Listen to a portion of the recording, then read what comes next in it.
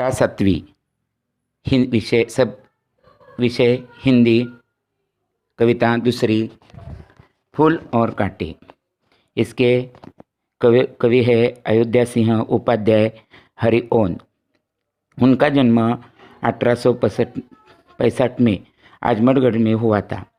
इस कविता में उन्होंने बताया फूल और कांटे एक ही पेड़ पर होते हैं।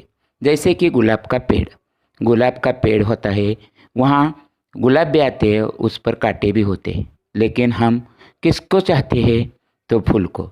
तो जिंदगी में भी हमें संगत का असर होता है, लेकिन हमें अच्छी तरह अपना जीवन बिताना चाहिए। अपने कुल की परंपरा बढ़ाकर, कुल का गौरव मान सम्मान बढ़ाकर हमें अपने कुल की परंपरा बढ़ानी चाहिए। अच्छा वर्तन करके सज्जनों के तरह अपना कुल बढ़ाना चाहिए। और इसी तरह सारे जग में हमें सब लोग मानते रहेंगे। जैसे कि हमारे यहाँ ज्ञानेश्वर, तुकाराम, रामदास, एकनाथ, सावतामाली आदि संत है। उन्होंने भी क्या किया? तो अपने संसार में उनको दुख दिया, लेकिन उन्होंने उसका कोई विरोध नहीं किया। वो अपना जीवन सब समाज की उन्नति के लिए दे दिया। इस कारण वो मर गए, लेकिन आज भी उनका नाम आदर से लिया जाता है। यही इस कविता में लिखा है कि हमें कभी भी समाज के विरोध कोई काम नहीं करना चाहिए। समाज के लिए उपयोगी पड़ना चाहिए। और इस तरह समाज उपयोगी काम करने से हमारे कुल की मान मर्यादा बढ़ जाती है और हम संसार में प्रसिद्ध हो जाते हैं। तो इसमें ही फूल और कांटे एक ही पौधे पर है, लेकिन फूल को सब मानते हैं और वह भगवान के चरणों में रहता है। औरतों के सिर पर उस सजाया जाता है। और कांटा कभी भी अच्छा काम नहीं करता। वो दूसरों के कपड़े फाड़ देता है, चुभता है, भौरों को त्रास देता है। इस तरह हम कांटा चुभता है, इस कारण हम उसे दुर्लक्षित करते। लेकिन फूल हमें सुगंध देते हैं, मत देते हैं। इस कारण हमें वो अच्छे लगते हैं। तो हमें जीवन में क्या बनना चाहिए? फूल और कांटे। तो फूल बनना चाहिए, क्योंकि वो सबके उपयोग में आता है, सुगंध देता है, शहद देता है। तो हमें कांटा कभी बनना नहीं चाहिए। इस कविता में कवि ने यही बताया। मैं तुम्हें यह कविता सुनाकर दिखाता हूँ, और आप भी इसे ध्यान से पढ़िए, गाओ, पढ़ो, सुनाओ। है जन्म लेते जग में एक ही पौधा उन्हें है पालता। रात में उन पर चमकता चांद भी एक ही सी चांदनी है डालता। मेह उन पर है बरसता एक सी उन पर हवाएं है बही। पर सदा ही यह दिखता है हमें, ढंग उनके एक से होते नहीं।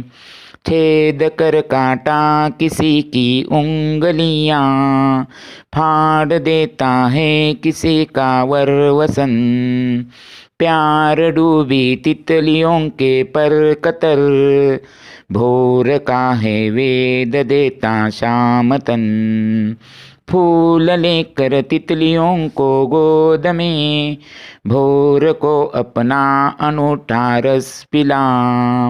निज सुगंध और निराले रंग से है सदा देता कलीजी की खिला।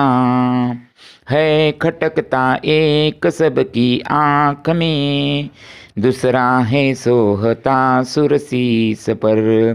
किस तरह कुल की बड़ाई काम दें, जो किसी में हो बड़प्पन की कसर।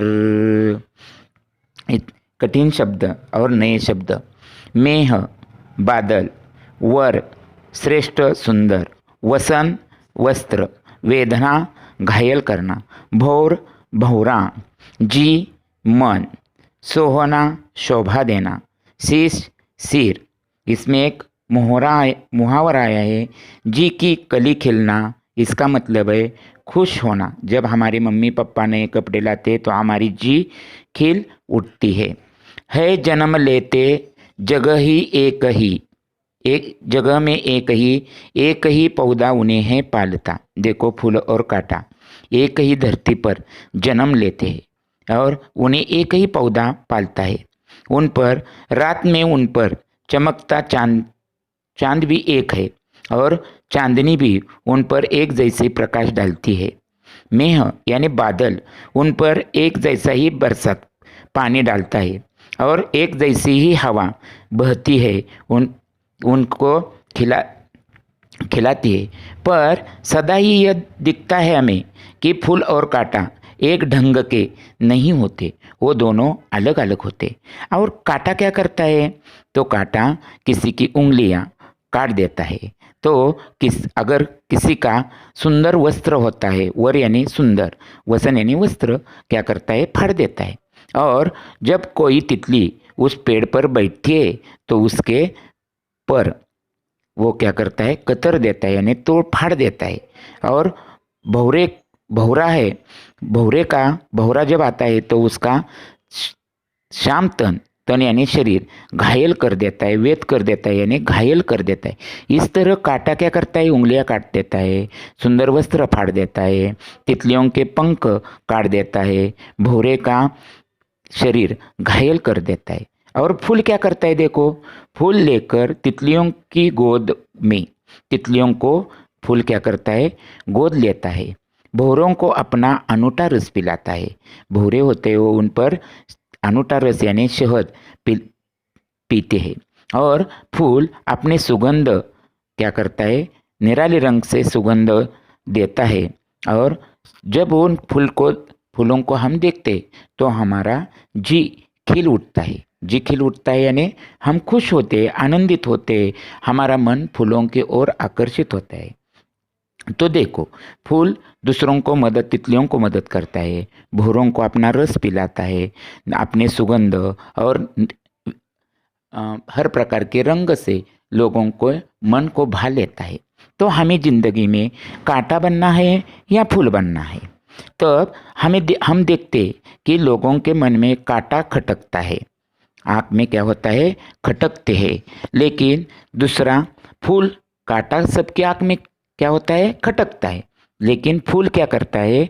वो शीश यानी सिर पर शोभा देता है, सोहता देता है, यानी शोभा देता है। इस तरह हमें भी जिंदगी में कांटा नहीं फूल बनकर जीना चाहिए। सुसंस्कारित, सुजन, सद्वर्तनी बनकर, समाज के उपयोगी पढ़कर हमें फूलों के तरह अपनी कुल की परंपरा, कुल बढ़ाना चाहिए, कुल का गौरव बढ़ाना चाहिए। और बड़प्पन हमारा, हम कांटा दूसरों को त्रास देने में नहीं है, तो वीरता किस में है? लोगों के उपयोग में आना चाहिए। और दूसरों को सताते, उनको लोग डरते हैं, उसका सम्मान कभी नहीं करते। इस तरह हमें जिंदगी में कांटा नहीं फूल बनकर जीना चाहिए। इस तरह हमारी इस कविता में हमें सद्वर्तनी, सद्विचार वालों, सज्जनों का साथ देकर समाज उन्नति के लिए, हम समाज उपयोगी लिए हमारा जीवन व्यतीत करना चाहिए, यही बताया है। धन्यवाद।